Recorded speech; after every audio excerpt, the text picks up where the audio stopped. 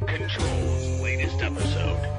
Listen in as the GCRN crew talks TV from 2000 to now, with pilot and season premiere episodes, finishing finales, and season passes as well.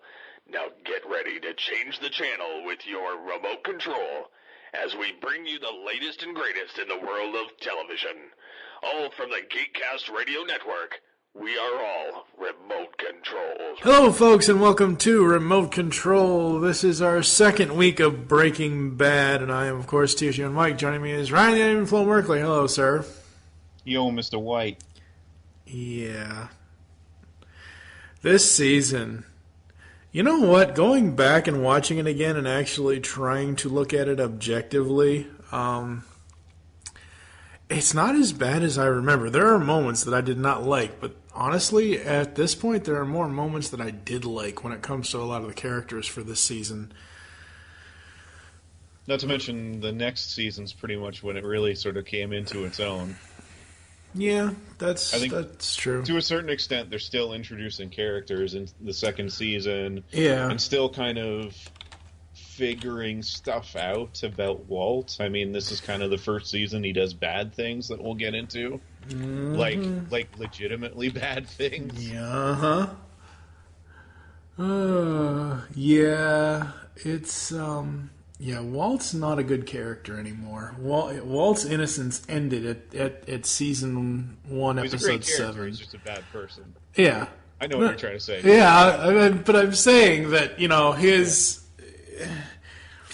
the innocent, woe is me chemistry teacher that didn't know how the hell to talk to his students in season 1, season 2, he goes far beyond that. I mean, I can count on my hand how many times we were actually in the classroom this season, which I actually dig that they're not keeping him in the classroom. I mean, he was in there a couple of times. There was one time when the phone vibrated in the ceiling, and he's like, everybody turn their cell phones off, and he looks up and, must be faulty pipes or something, or I don't know, whatever it was. But it's just one of those things where in this season, this is the season that they make him basically break bad. And he loses his job in season 3 as well, which helps a lot. And then one of the last school scenes is one of my absolute favorite ones at the start of season 3, and I'm mentioning it because it's because of this season, and that is the assembly where he's essentially trying to justify the plane crash, which is the main portion of season 2. Yeah. And he's trying to kind of justify his role in it, but nobody knows what the heck he's talking about. That's one of my favorite scenes from season 3. But anyway, I figure we'll just get this out of the way too. The framing of the season was the opening scenes from the plane crash in pretty much every episode, So, again, this is real-life perspective. The writers wanted to kind of see if they could do this, in that they wanted to create this sort of mystery and then try to explain it later on if they could. Mm-hmm. And I'd say they pulled it off fairly well for the most part, but it was like a weird... This was one of those things that I guess writers do when they're bored, is try to challenge themselves and, write themselves into a corner, which they deliberately tried to do. Yeah. And so it's kind of weird. Yeah, what they try to do, like you said, they try to write themselves into a corner so they then can write themselves out of the corner, so they can basically break free. But they did it deliberately. Like a lot of writers, you'll see this on television, write themselves into a corner. Like one of my favorite/least favorite examples. I know you don't watch it, but Doctor Who is a great example, where sometimes the writers make the Daleks or some of the villains so powerful and make, something happen that's so bad, the solution ends up just being stupid. It's the equivalent of, I'll just hit this switch and change everything back to the way it was. Because it's the only way the writers can figure out to undo all this damage they've just done. And a lot of shows fall into that. It's weird that the writers for Breaking Bad decided to try to kind of do the opposite, like write this scenario that they didn't know how they were going to get to and decide, okay, we need to get to this somehow. Yeah. We've got the first episode out, or we've got the first episode script and whatever done, and we're filming it, and it's going great, and we start off with the stupid pink stuffed animal thing in the pool and the eyeball floating into the filter. Okay, now we have 12 more weeks or however many long, that they spent actually producing the 13 episodes. We've got this amount of time to now write ourselves out of this corner. Yeah, I seem to recall them on the podcast talking about how this was one of the tougher seasons to break, and it's because of that some of it just sort of wrote itself, but other stuff didn't. I think it's... we open up with the show roughly where you'd expect, right? We get, we have Tuco, so they're dealing with Tuco after the end of season 1, where Tuco beat one of his own men to death with his fists, and it occurs to them that Tuco's nuts, and dealing with him is not a good long-term strategy that's healthy. Yeah, no. And they decide they need to do something about that. And that's kind of... it's a good one. We get Hank on the trail of the mysterious Heisenberg as there's a warehouse break-in from the earlier, and it's actually Walt and Jesse, but... Yeah, they went and stole the methylamine. Yeah. Yeah. And then we get more of the shoplifting storyline, which, crying out loud. Anyway, I am sorry, Betsy Brand she's an alright actress. I hate that character. The Marie character is the most useless character in this season. And to be fair, she's generally not supposed to be likable, but yeah. She has very little to do here. She gets better as the series goes on, but yeah, just... Well, again, like we said last time, like we said last week when we were talking about this, or whenever the hell the last episode of the podcast came out here for GCRN and Twig, but it's like, we said this last time. It looks like they're just throwing stuff at her, plot lines at her, so she can try... I think what you're trying to say is they're trying to give her something to do. They're trying to, okay. They're trying to give the character something to do so the actress can do her job as being part of the core cast, because she is the main, the main cast consists of Walt, Skyler, Jesse, Hank, Marie, and Walt Jr., or Flynn, because as we all know, Flynn lives. But it's just one of those things where the Marie character... They're trying to... I don't know what kind... Skyler is one side of the sister coin, obviously, because they're sisters. So Skyler has one side, and she has her proclivities and whatever you want to call it, character traits. And they're trying to make Marie almost a complete flip side of that, And it just doesn't work at all. 'Cause, the whole thing at the end with... and I know I'm jumping ahead just a little bit here, but the whole thing at the end with getting the newspaper and then getting the TV crew to come in because of Walt Jr.'s essentially GoFundMe to save Walt. It's like, really? Because the whole time when Walt, when Heisenberg comes in, he looks at Marie and she's all dolled up and got her makeup on and showing her cleavage and everything. And there's not anything wrong with that, but it's just like... Oh my God, give her something else to do than just being a one-off character that I could care less if she dies. She does get better, so... Yeah, I guess. I haven't seen it yet, but... But yeah, in any case, for the first chunk of this season, the first episode mainly focuses on Walt and Jesse trying to figure out what to do about Tuco, and in the end, of course, he kidnaps them. Yes. Which leads directly into the second episode, which, by the way, I absolutely love. This is one of my favorites of the early episodes, where Walt and Jesse are stuck at Tuco's house, or where he's taking care of his sick uncle, who of course is a major character later on. Oh yeah, Hector. Yeah, I loved Hector, by the way. But anyway, yeah. I've seen that guy. I'll have to look it up at some point during the record today. You've definitely seen him. He's got an Academy Award and a number of Okay, others. I was going to say, I've seen that guy somewhere. I know I've seen him. Oh, yeah, no. It's deliberate. He's an excellent actor, and I'm trying to remember the name now, but of course it's been a while. In any case, I'll figure it out while I'm talking. Mark Margolis.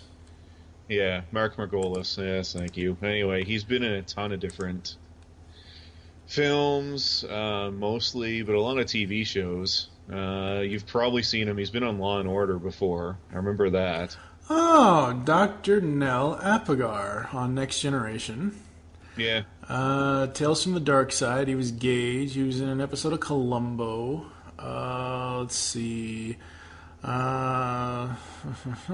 was in Oz for... So far, of course, it's his most notable thing was trying to frame Riker for murder, but I like that episode. It was very underrated. But anyway, yeah, he's been in a number of different shows. Yeah. Oh, I know where I've seen him from now! And this is going to hurt you more than it hurts me. He was Fallon in 2003's Daredevil. He was the guy that told... God. He was the guy that told Michael Clark Duncan to have Matt Murdock's dad killed. Oh, that's right. He was the promoter for Jack the... Oh, now I know what you're talking about. There's actually never been any Daredevil stuff before the TV slash Netflix series. No, I mean, you know, you got to go blind as a bat first before you can actually be Batman, So, yeah, 2003 Daredevil, 15 years since that movie next year. Well, he quit being Batman, so that doesn't count either. Anyway. Oh, God, here we go. Okay, so yeah, but now that I've looked Mark Margolis up, now, oh my God, now I know exactly. Wow. Because the funny thing is, we're recording this, folks, about a day after my cousin Rachel's 14th wedding anniversary. Friday, February 14th, Valentine's Day, 2003, we actually went and saw Daredevil in the theater. So that's one of the reasons why I remember it so vividly. Wow, that's $10 you'll never get back. Hey, I was just happy to learn the hard way.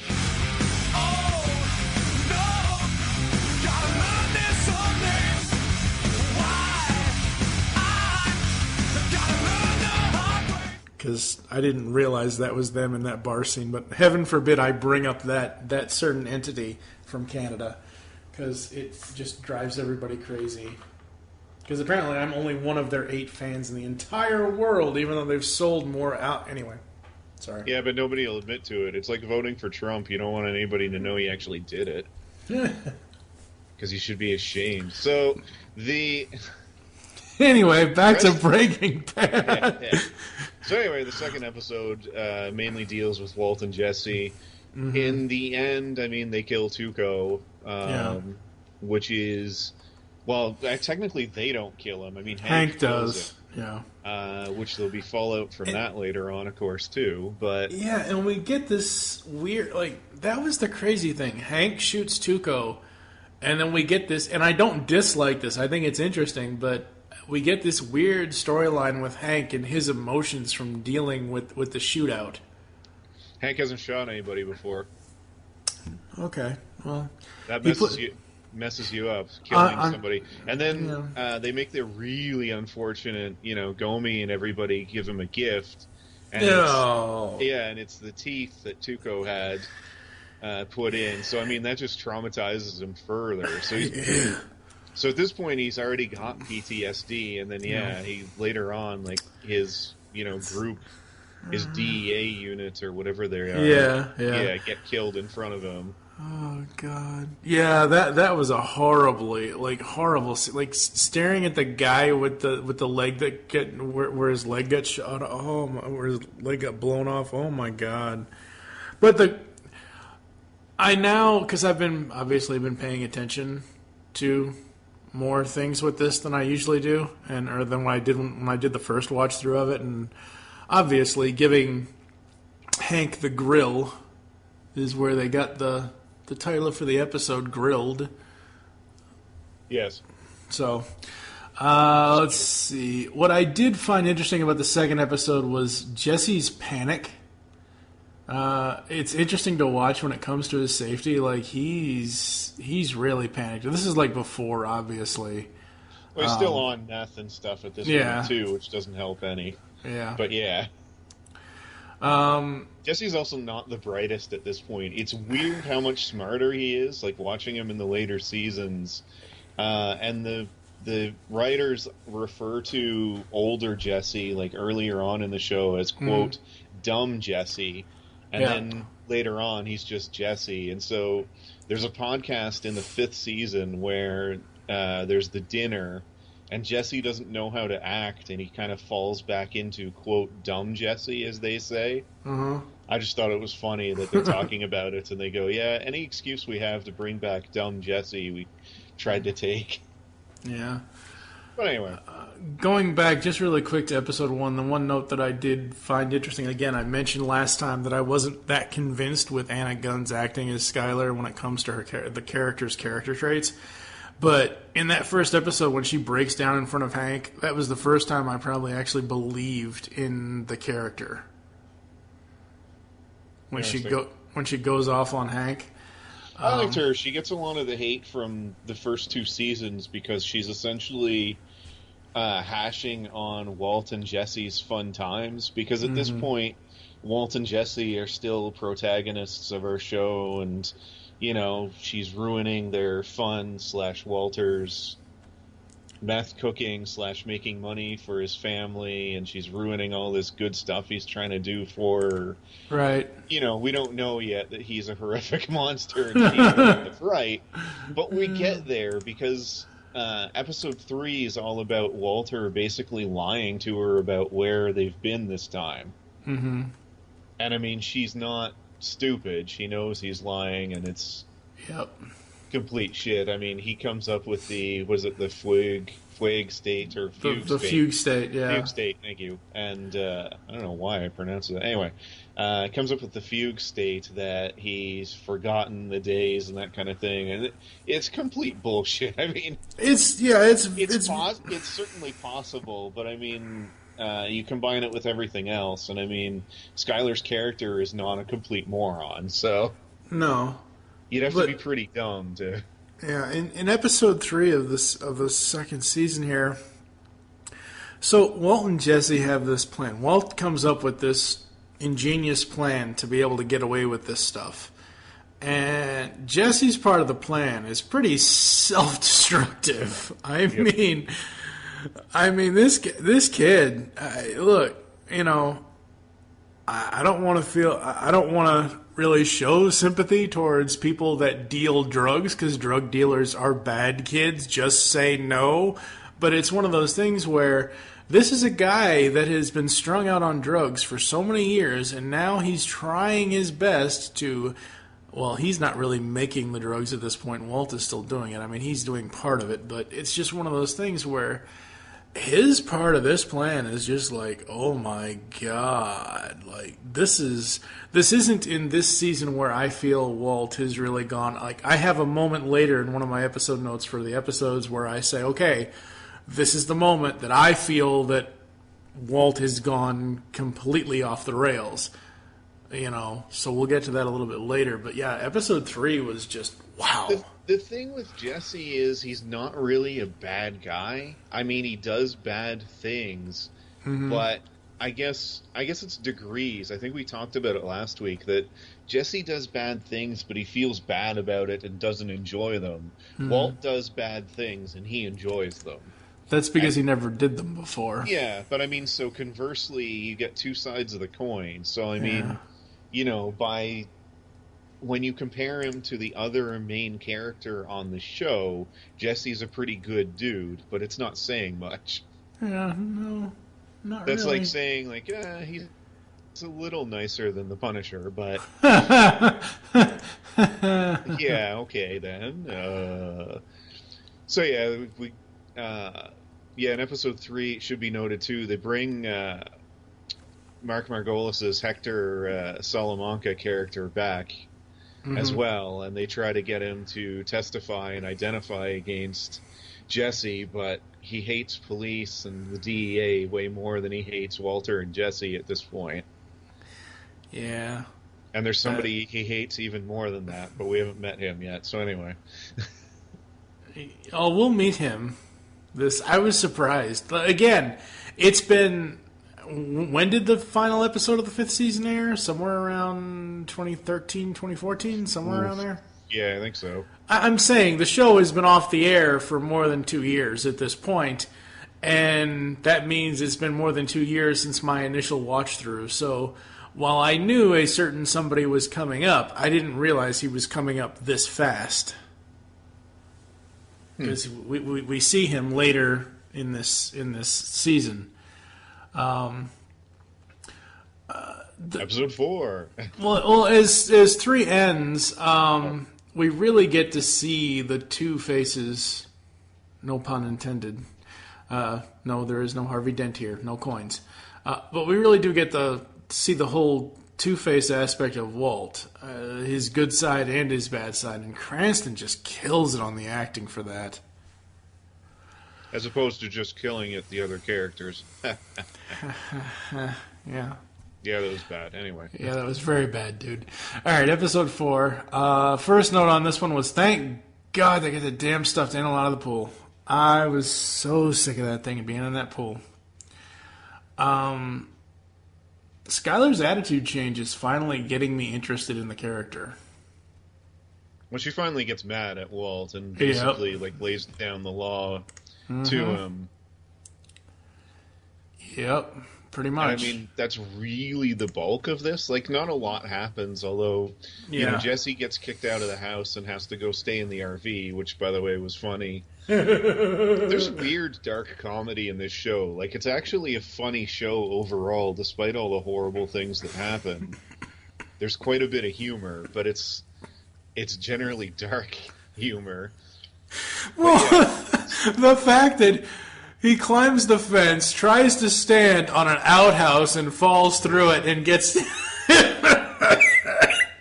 Yeah, that was priceless. And I think that's the first time he's taken the RV and rammed it through some gates. He'll be doing that much later in the series. Much later in the series, but that's the first time I've noticed when he was driving the RV that he rammed it through the gate to the impound thing that he was at. I say this several times, but by the end of episode 4, I swear there's so many I swear Walt was going to tell her moments in this season. He comes close. There's a bunch of moments where I figured that Skyler was going to figure it out and that kind of thing.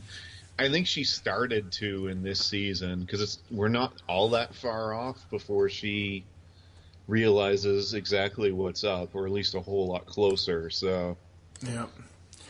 By the time we get to episode 5, we meet Jane for the first time, so that's nice. Yay! Jesse's new next-door neighbor and landlord. Yep.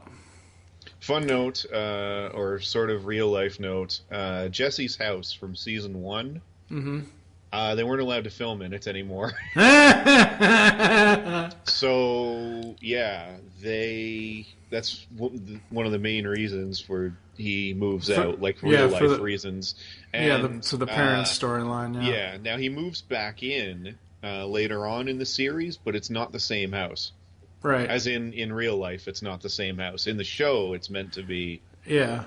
But yeah, so. Well, you can tell the difference. Oh yeah, there was but yeah, that's some real life stuff that affected the show. There's not a lot you can do about that.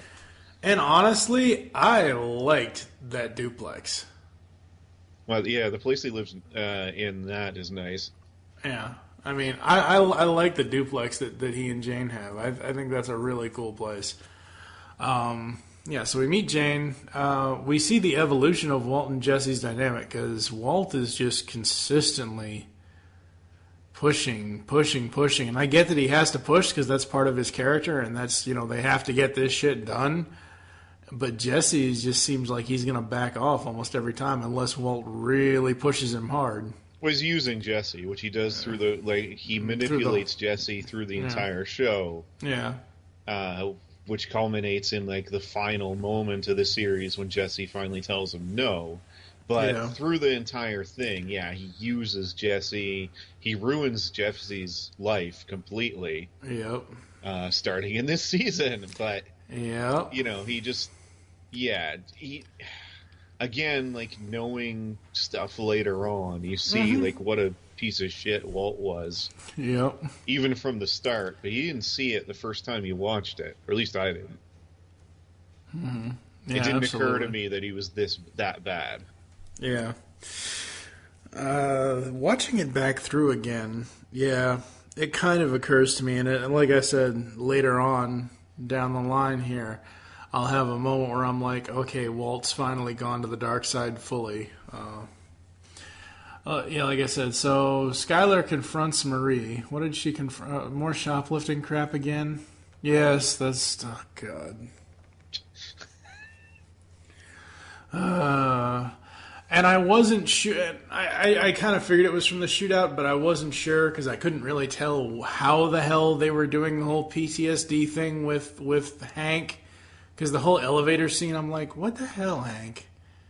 But then, obviously, as we watch further, we realize that, he's... Yeah, and this is the episode that he gets promoted to the drug task force or whatever. And... Right, yeah. Yeah. Go ahead. I was just going to say, and I mean, we end the episode with Skinny Pete, which is one of... So Walt and Jesse have decided to take over Tuco's distribution.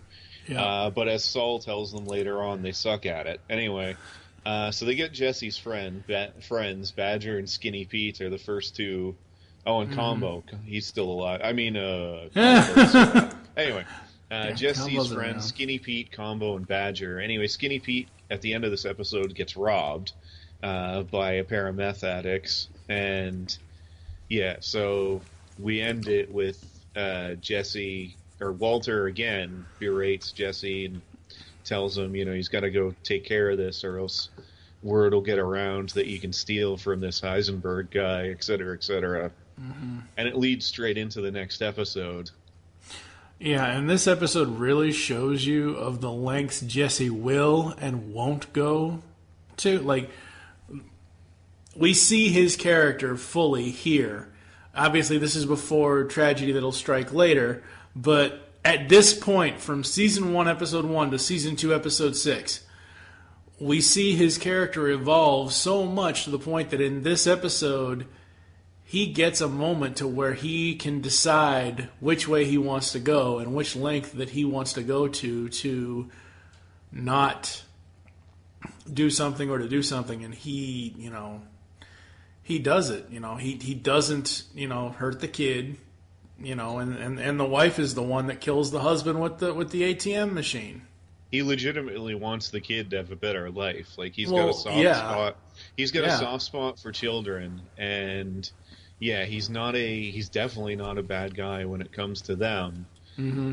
And it's one of the first times we really see that Jesse deep down is trying really hard to be a good person. Now, he certainly doesn't always succeed at that. But he's also, right. One of the themes of the show is he's had the absolute shittiest mentors. We see his dad as kind of a jackass early on, and so he's always looking for a father figure. So his next one is Walter, who we know is a monster. Yeah. His father figure briefly, and when he really starts to succeed, is Mike, who, by the way, we get introduced to in this season. But anyway, Mike is probably one of the best father figures he's had. Is it the cleanup guy? Yes, Mike Ehrmantraut. Okay. And he's one of the better ones who kind of, knows that Jesse needs to kind of get out of this life and that he's actually a good person, that kind of thing. But, of course, that's all ended because Walt kills him. So, and then he has to go back to Walt, who's still a scumbag. Yep. So yeah, Jesse, he didn't really have a chance from the start. Is one of the other reasons I think we feel bad for him. We see that, his father was this judgmental a-hole, and then he's paired up with Walt as his next father figure. Great. You're really going to turn out well. Yeah. By the time we get to episode 7, this is where we have another one of those recap theme song things. And yeah, I don't really like those that much. I don't know. It's just weird. What I liked about this one is when Jesse throws the money to Walt, it gives new meaning to the term blood money. Because there's blood all over the money. Yes, I get it. Walt building Jesse the blowfish up is kind of awesome. That moment, even though I know Walt's doing it for his own selfish reasons, but basically building Jesse up and saying, hey, everyone knows, everyone thinks you did this. Everyone thinks you're the one that dropped the ATM machine on that guy's head. So you have to, go and do this. You have to take charge of that. And I love that moment. And then the next moment, I just want to rip my hair out when it comes to scenes with Marie. Oh, my God. Well, we get Hank's explosively bad job. Oh. What?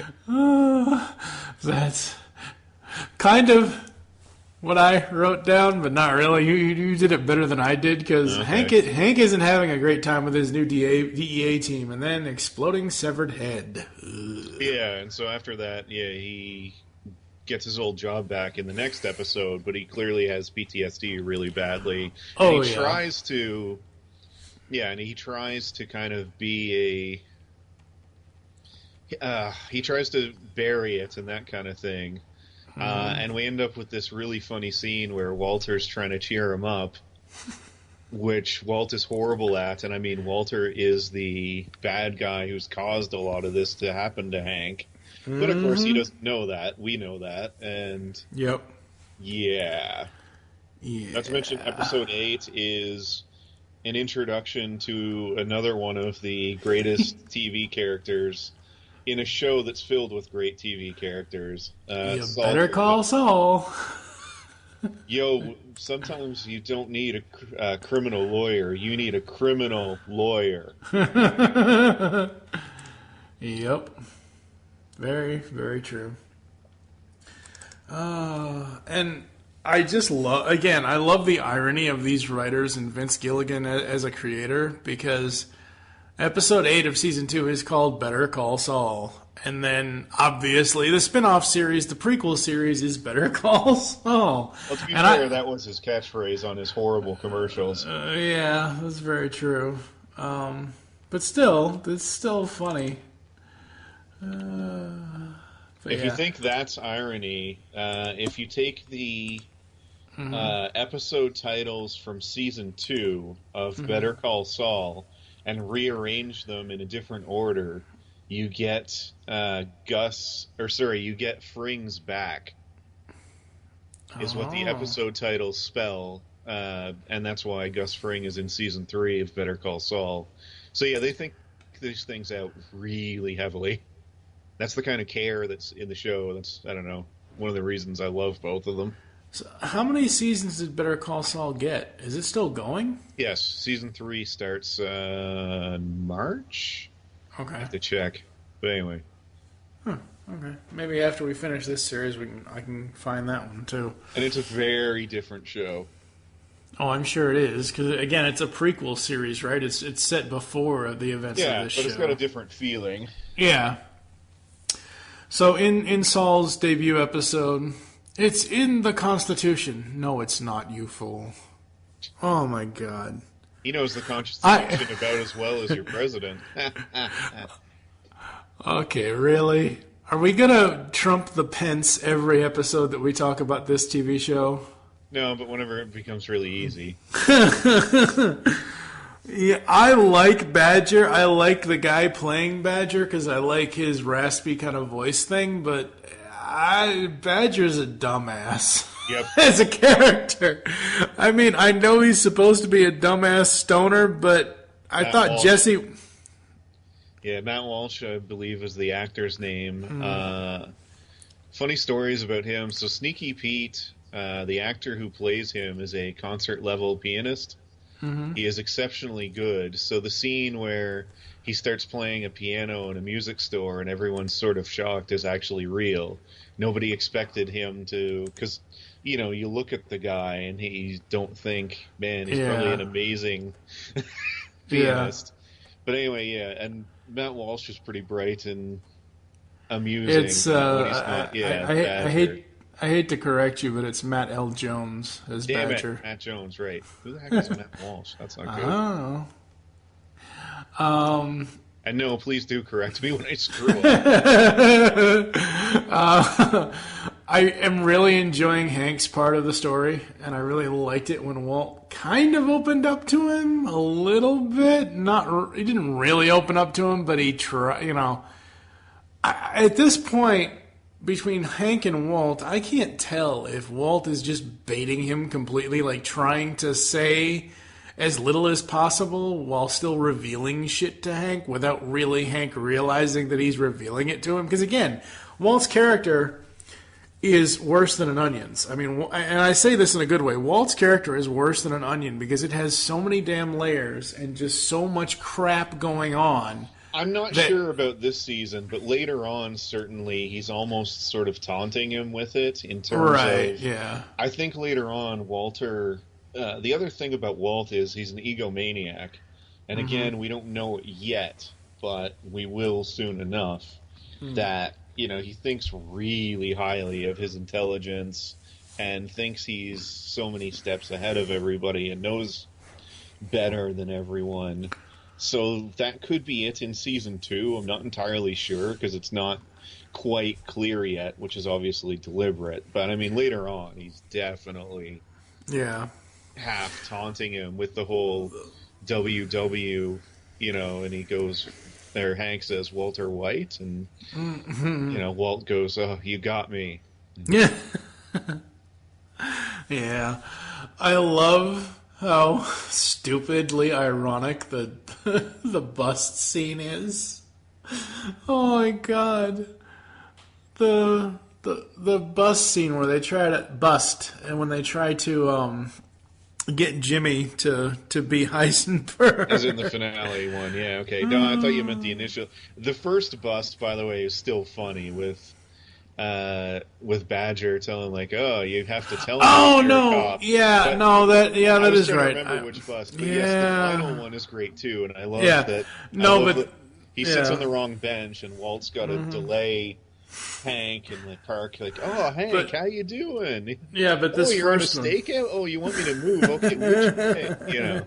Yeah, I was talking about this one though because it's freaking DJ Qualls or whatever his name is, and I'm like, hey, I've seen that guy in some really bad movies. Oh, that's so funny. And of course, I love the way this one ends. Better Call Saul. Saul is wonderful in general. Yes, he is. Bob, I think I'm probably going to butcher his name, but Bob Odenkirk, he's an amazing actor. Absolutely love him. So by the time episode 9 starts here, that's a lot of meth. 672,000 each. Wow. And of course they have to take in Saul's percentage and a few other things. They end up with what, 480,000 each? That's a lot of money.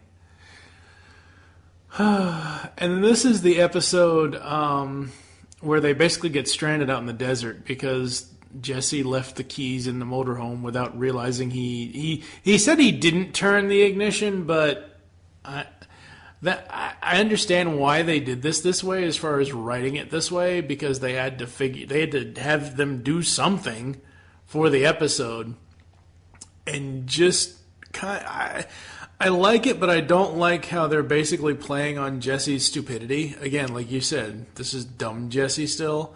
But it made for an interesting episode because how often are these two going to be out in the middle of nowhere cooking meth? I mean, seriously, because the rest of this season is, like, this is the only scene that we really see them cooking in a large quantity. They get, they get one more. This was all precipitated by Walter thinks he's dying, and at the end of the episode, we find out he's not. Yes, he's still dying of cancer, but it's not as imminent as thought. But it's kind of a bottle show, and it's fun to see the two characters interact on their own, and we get that. Really, I think only the one more time in the series, an episode just dedicated to the two of them together. Yeah. But it's interesting to see their sort of interplay. And again, this is before, Walt is truly evil. Yes. So, with that, what are your thoughts so far after the first 9 here? There's some good episodes in this. I forgot that there were quite a few that I liked. I knew about Better Call Saul because it's Saul. I forgot how good Grilled was and how tense it is the whole time. Like, one of the things I love about this show is how it always ramps up tension. Well, all of the scenes with Walt and Jesse trying to sit there and basically wondering when Tuco's going to go nuts and kill them. Yeah. That's good tension. I mean, and you got Hector in there as sort of the perfect foil for Walt and Jesse. He can't tell Tuco what they're doing or that they're plotting against him, but he can ring that damn bell over and over again and try to explain it to him with that. Yeah. Negatives, though, I agree with you on some of the side characters. Like, the fact that Skyler doesn't... When Skyler does find out, finally, in the next season, and I believe it's early next season. Oh, yeah. I don't remember right off the top of my head, because I'm just now starting season 3 again. When she does find out, it did feel earned, but it also felt a little overdue. Like, keeping her in the dark for a long time, I don't know. I'm not 100% sold that it worked, that it took her that long to figure it out. But on the other hand, they do a good job of not focusing on her so it doesn't make her seem like a complete idiot. And then as for Marie, she just doesn't have much to do. Like, they probably would have been better off just kind of leaving her out of these episodes and, just have her in the background for a while. Yep. And the same thing for me. After the first 9 of the second season, I like a lot of the stuff with Jesse. As we get to the final 4 here, I will like a lot of the stuff with Jesse and Jane up until the point where they start spiraling out of control. In episode 10 of the second season, finally a beginning that is actually ominous with the 2 body bags. Finally, something not with that pink stuffed thing. Well, I mean, you knew something bad happened, but yeah. Yeah, absolutely. And the opening scenes to this, by the way, are wonderful. They are, They have the party. Skyler throws a party for Walt. Walt's miserable. Walter gets hammered and starts, being a dink to everybody. Well, with his speech, before he starts getting hammered, with his speech, I couldn't tell if he was trying to say the right thing or trying to avoid saying the wrong thing. And this is before he got hammered. Yeah, I don't know. I don't know either.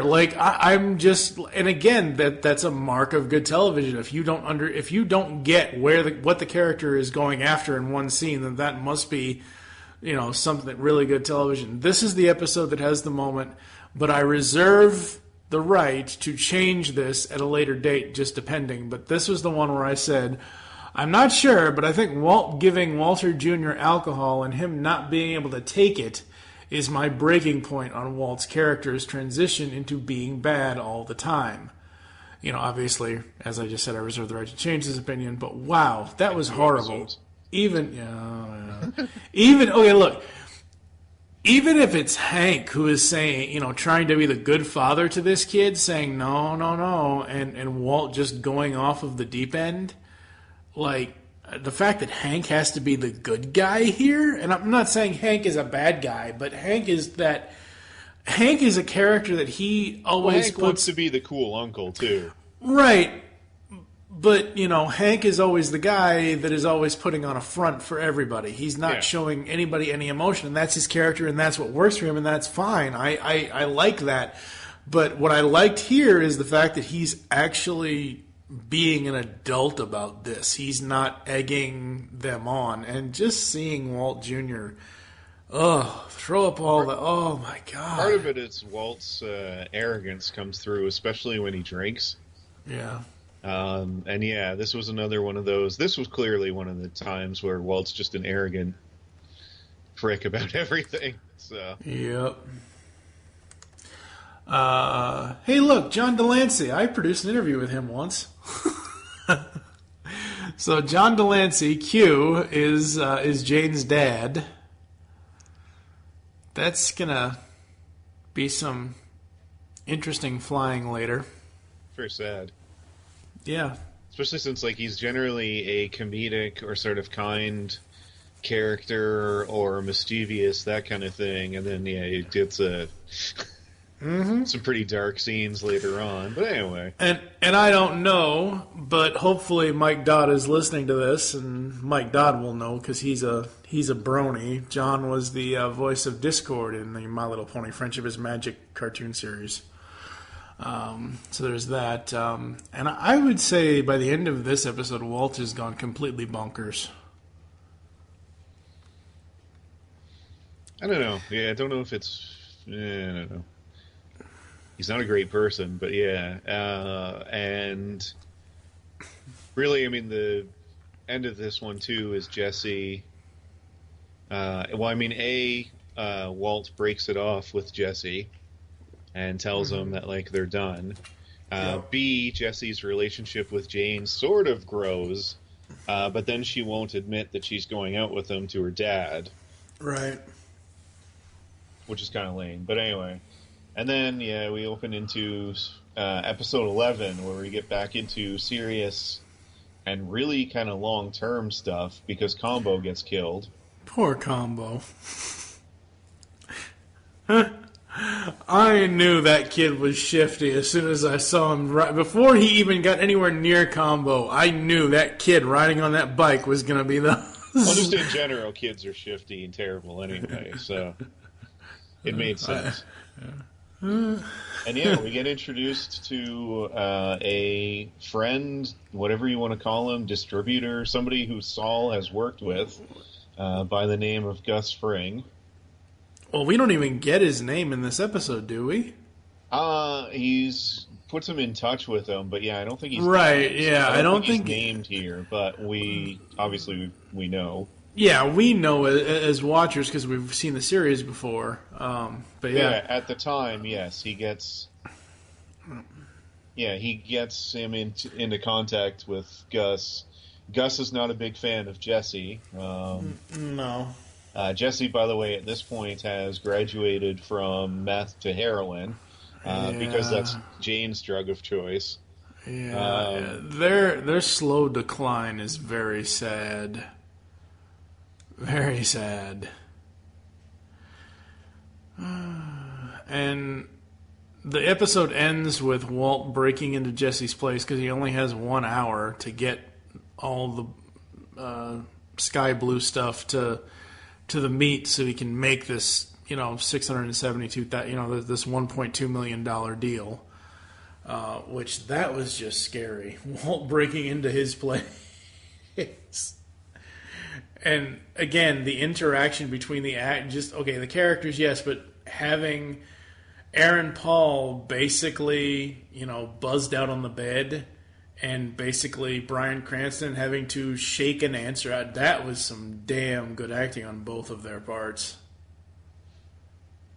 It really was. Have you fallen into... That's the end of episode 12.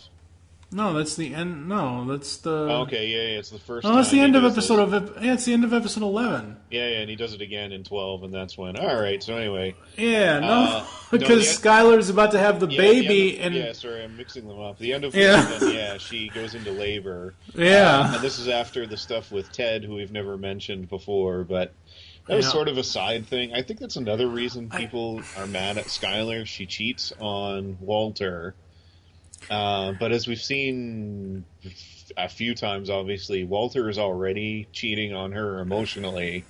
Yeah. In terms of, what he's doing, he's constantly lying to her, that kind of thing. But it does lead to that sweet, quote, I fucked Ted, unquote, moment. Yeah. That was a great line.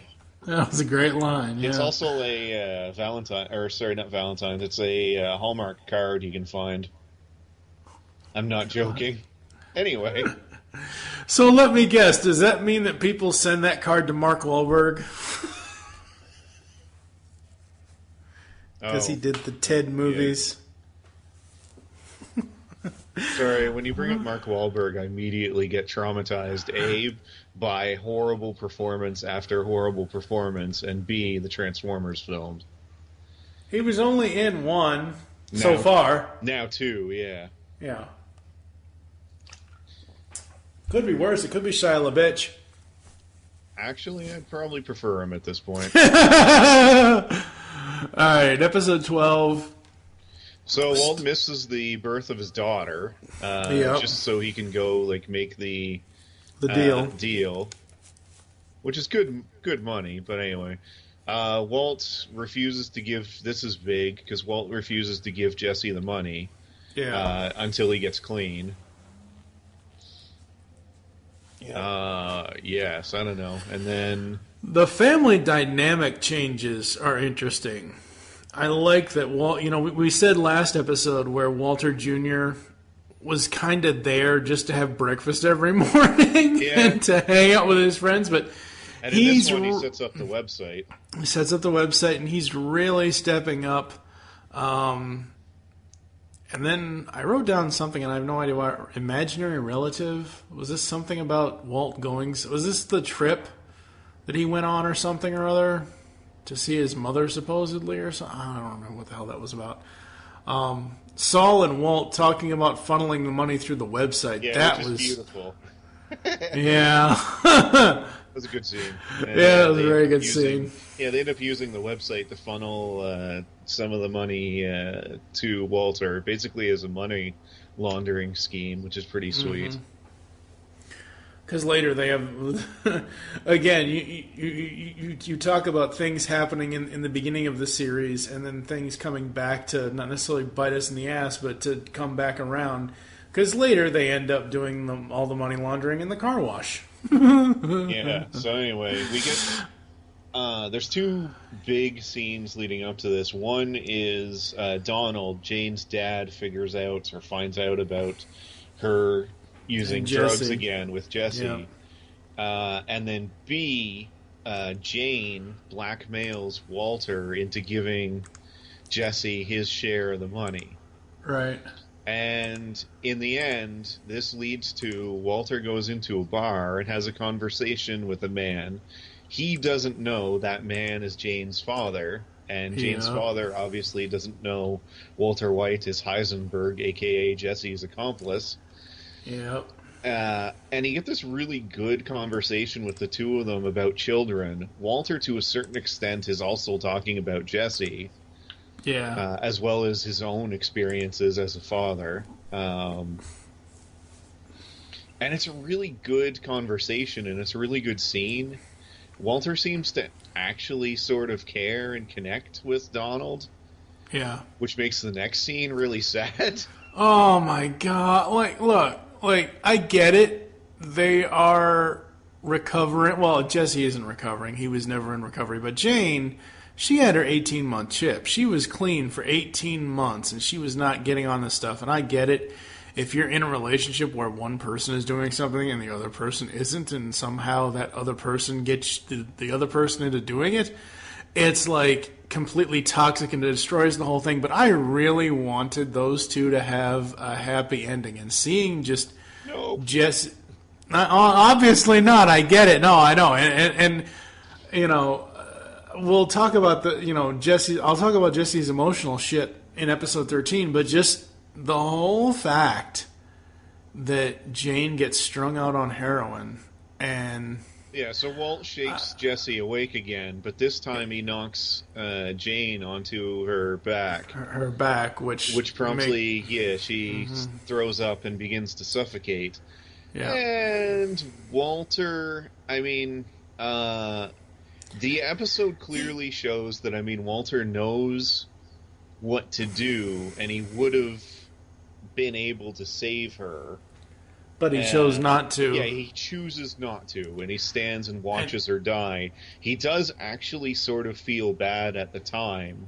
Well, at the time, during her death scene, during her throes of death, several times during that scene, I did see him shed multiple tears. Yeah, for a lot of people, this was when they got off of Team Walter. A lot of the people I talked to. I, by the way, stuck around for a while. We'll get to the moment where I turned against him later on.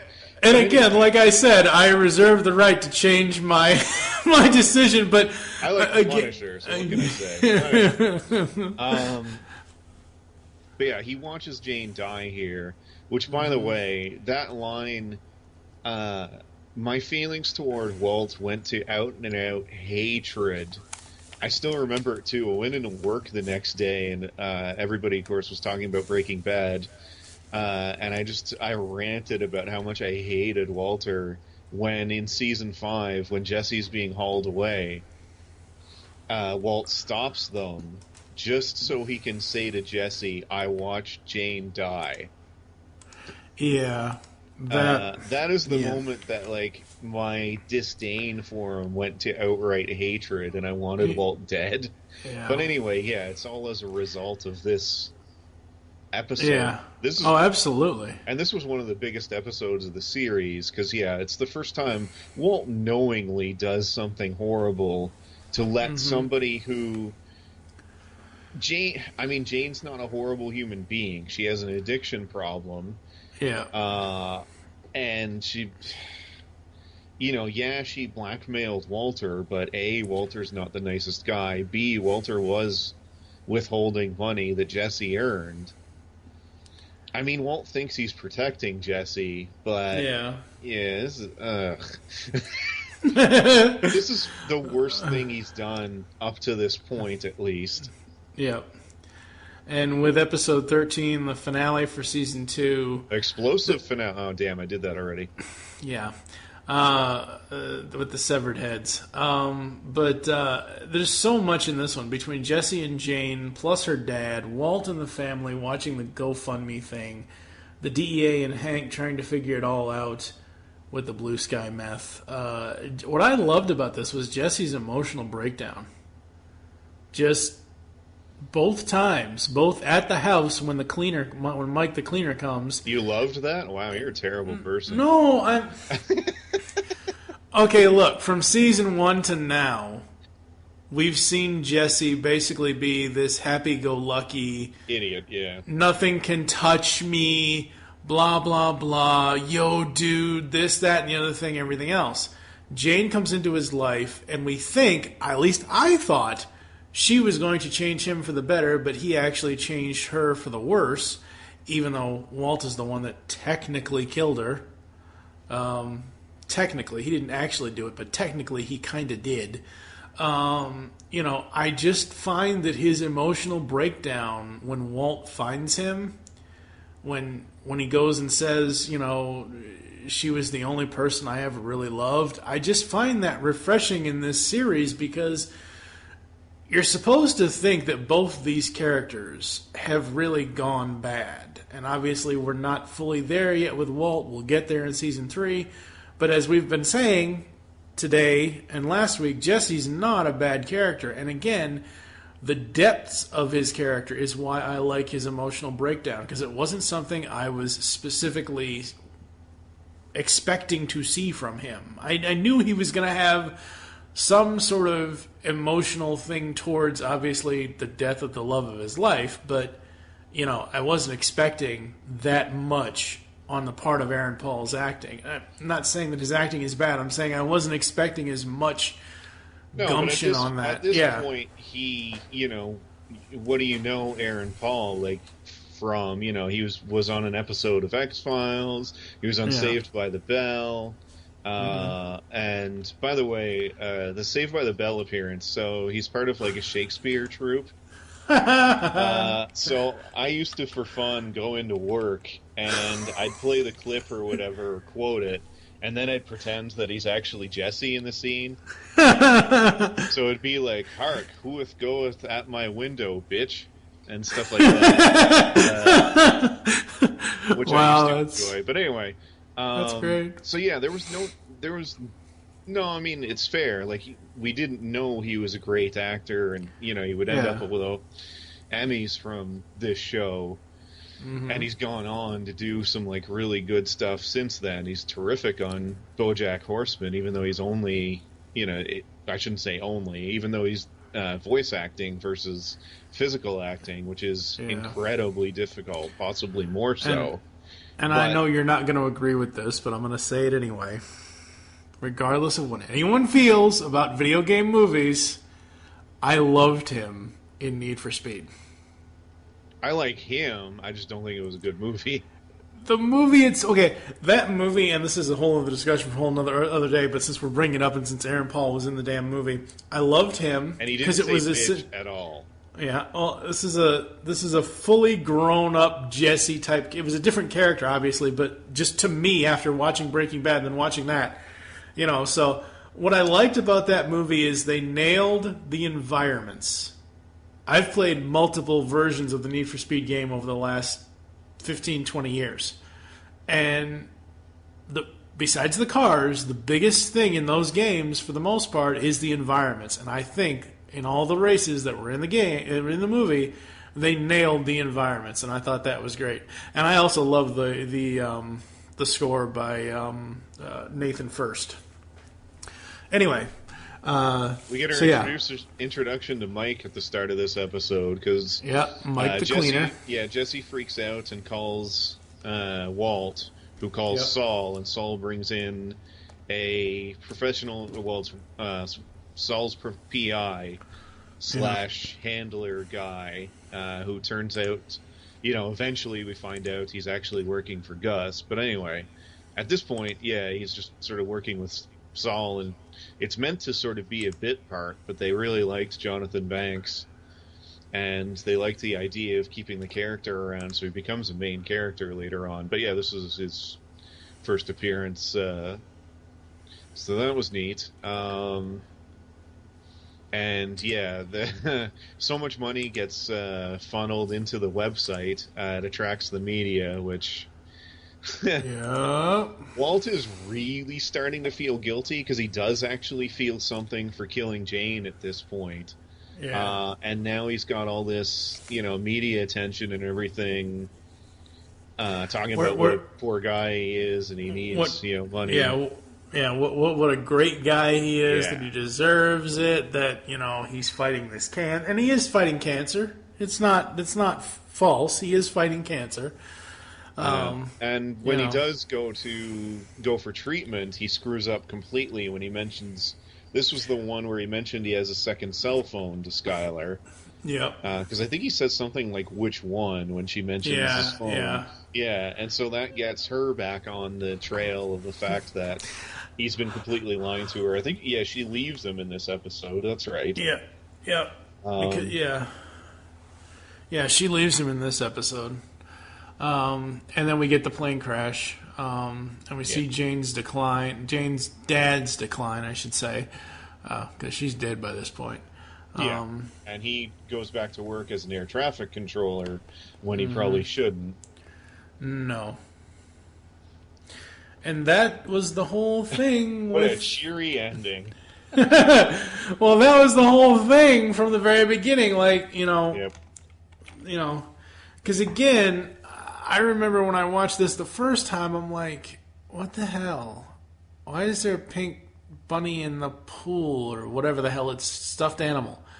And I didn't, like you said, all of the beginning scenes before they do the Breaking Bad little montage thing to break it up, the opening intro there, I do like all of the beginning scenes. I like how interesting the cleanup scenes get, but every time that damn pink thing shows up, I just want to fast forward. So season 2, I did very much enjoy it. Like I said, there are several things that I wish that we could do away with, like the entirety of Marie's storylines. I'm really enjoying Hank and his aspect of the whole thing. Kristen Ritter was an awesome person to bring in for the Jane role. I don't think anybody else could have played that better. Yeah, it's weird because at this point, I don't think I knew who she was. And it was after this that... Yeah. I don't know, she started to get more roles, that kind of thing. And now, I mean, Jessica Jones. Yeah, she was really good in Jessica Jones.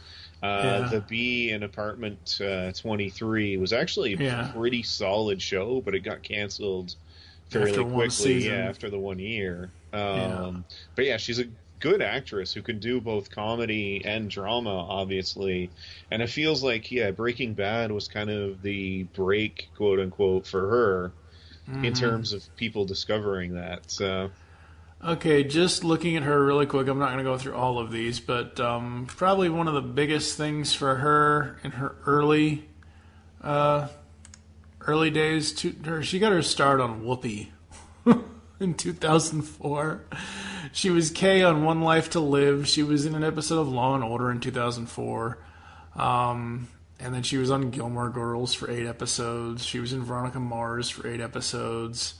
And then Breaking Bad, 2009 to 2010. Oops, I probably should have remembered she was in Veronica Mars. And like you said, don't trust the Bee in Apartment 23. And obviously, like we said, Jessica Jones. And she's going to be in Defenders as Jessica, which is great. For films, her very first one was the Ashley Judd Hugh Jackman film, Someone Like You. She was uncredited as one of the models in that. Most recent film coming up later this year, The Hero. So yeah, but no, absolutely love Kristen Ritter in this, and I obviously love her in Jessica Jones. I don't know who's going to be doing the Jessica Jones episode with me, because we will be doing Jessica Jones Season 1, just like we've done Daredevil Season 1 and Luke Cage Season 1. I don't know if it's going to be DJ Valentine, or it might be you, or it might be somebody else. I'm not sure yet. When are you doing Daredevil Season 2? I don't know yet. Since you obviously need somebody who knows the Punisher. Funny guy. What? Yeah. Other cast members, supporting recurring cast members from this season. You got Tuco, which he didn't last too long. Poor combo. I'm sorry. Even though that guy was a drug dealer, he did not deserve to be shot by a kid. Does Badger come back? I don't remember. Oh, yes. Okay. In fact, right. Badger is in the last episode with Skinny Pete. Oh, okay. But they're also in a number of different episodes, culminating. One of my favorites was Badger's excellent Star Trek episode idea. Oh, God. Where they pitch the pie eating contest. Oh, God. Oh, boy. I would have to say character that stole the season this year, it's got to be Saul. Yeah, I mean, you could make an argument for Jane, that kind of... but no, I think most people would say, Bob Odenkirk as Saul. Yeah. And Saul's a good enough character that, I mean, not only did he hang around, but he got his own show as, Jimmy McGill. Yeah. Very true. But no, like I said, folks, like I said last time, I'm going into Breaking Bad with an open mind, and I think I've been both positive and negative. So I haven't just been negative on this. I've told you what I like, what I don't like about it, and which characters I like and don't like, and things like that. So I'm not being completely negative like I was X number of years ago. Overall, season 2, I'd probably give it a 3.5 out of 5. I'd probably go 4 because I gave 3.5 to season 1. Season 1. Yeah, I gave 3.5. So I do consider season 2 better. They started to kind of find their way. So by default, I kind of have to bring it up. I realize that backs me into a corner with later seasons. Yeah, pretty much. Yeah, well, I'm actually okay with that because there's at least 2 seasons of Breaking Bad that I'm just going to end up giving a 5 because I can't find much wrong with them. So anyway. Mm-hmm. Absolutely. Hopefully everyone's enjoying our Breaking Bad coverage here on Remote Control, which is both on Geekcast Radio Network and This Week in Geek. If you're not enjoying it, email Mike Dodd. What does he have to do with it? What the hell? You can't blame the guy. He's not here. He's off getting himself healthy, wealthy, and wise. Well, I don't know about the wise part, but or wealthy. Yeah. That's kind of my thing, isn't it? Anyway. Wow. Alrighty then. Next week we've got Breaking Bad Season 3, or next, maybe 2 weeks from now, I don't know. It just depends on how fast I can get 13 episodes watched. Yeah, well, personally I'm going to make a more concentrated effort to do more than like 4 or 5 episodes to recap. Because my memory's clearly not what it used to be. Well, I watched the whole season. I know. Each time I am watching, like, I don't have my season 2 notes, the middle episodes, like right before Saul came in, like episode 5, 6, and 7. I had maybe 1 or 2 notes, but like the first 2 or 3 or 4 episodes, I had like 6, 7, or 8 different notes for each episode. And no, I'm watching the whole season as we go along, because again, like I said, originally I had a huge negative vibe to this show, and as I've said multiple times already in this episode, I'm trying to go back watching it with, an open mind, so I have to watch everything and take notes on almost everything. Now, are there going to be episodes where I just kind of sit here and be like, okay, please hurry up, please hurry up, please hurry up? But yeah, there will be stuff like that, but most of the stuff, I'm trying my best to point out certain character traits and whatever else that I do and don't like and things like that in some of the events. So, yep, next week will be, or like I said, it might be 2 weeks. I don't know, folks, just yet. But yeah, we will be Breaking Bad one more time again next week with season 3, because season 3 is kind of where all the shit kind of hits the fan. Pretty much, right? Yeah, and the show significantly improves. It really starts finding its stride on a regular basis. Yeah. Where can the people find you online, sir? At Nightbeat. On Twitter. You can find me at TFG and Mike on Twitter. You can follow at Geekcast Radio on Twitter. You can follow at This Week in Geek on Twitter as well. If you'd like to send us email for remote control specifically, send it to me, tfgandmike@gmail.com. Just put in the subject line remote control, Breaking Bad, and whatever the season we're on. So whatever season you want to leave an email for, season 2, season 1, whatever. And yeah, that's going to do it for us here on Remote Control. Join us next week when we find out who will be fighting over the remote control. So if you want to make more money and keep the money that you make, better call Saul. Thank you for tuning into Remote Control. There are several ways to get in contact with us and leave feedback for the show. You can visit the website, geekcastradio.com. You can email us, feedback@geekcastradio.com. You can leave us feedback in iTunes. Follow us on Twitter at GeekCastRadio. You can become a fan of us on Facebook by searching Geekcast Radio Network. Call the voicemail line. Tell us the show you're leaving the message for and your name. 502-526-5821. We hope you enjoyed the latest episode of Remote Control and wish that you'll tune in in next time to hear what TV topic we'll be talking about. Get those remotes ready because we are all remote controlled.